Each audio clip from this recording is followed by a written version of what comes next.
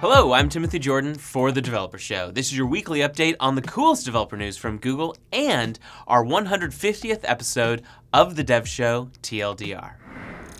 Android Q Beta 1 is now available for early adopters and a preview SDK is available for developers.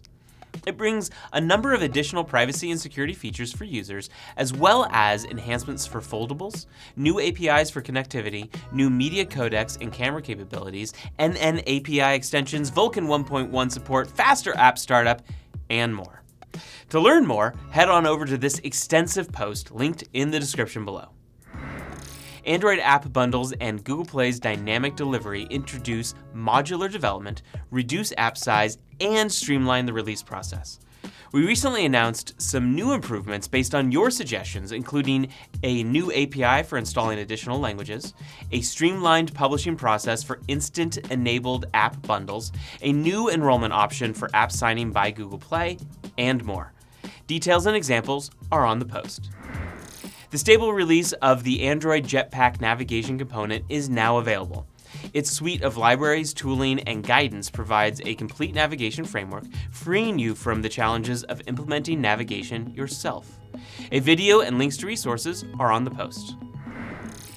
Last week at the Game Developers Conference in San Francisco, we announced Firebase Crashlytics for Unity, open sourcing our C++ SDK, new AI-assisted monkey actions for games on Android, and support for Game Center authentication on iOS.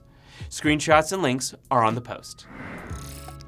With the Google Maps platform for gaming, we use the power of Google Maps and our real-time global understanding of the world to take mobile gaming to the next level.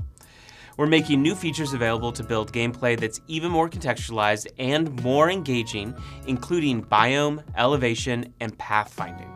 Example videos are on the post. Site reliability engineering uses prescriptive methods and principles for building and running reliable systems. And there's a new Coursera course that's dedicated to helping you get started with SRE. It's called Site Reliability Engineering, Measuring and Managing Reliability. A link to the course is on the post.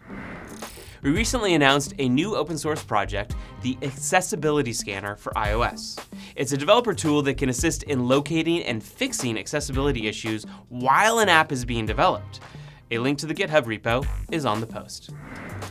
In Chrome 73, we added support for creating portable content with signed HTTP exchanges, dynamically changing styles with constructible style sheets, support for PWAs on Mac, and a lot more. For all the updates, take a look at the post. Also, Chrome 74 beta is now available, reducing unwanted motion, introducing private class fields, and a new feature policy API. Lots more detail on that post as well, linked in the description below. Please remember to like, subscribe, and share. I'm Timothy Jordan for The Developer Show. Thanks for watching, and we'll see you next week.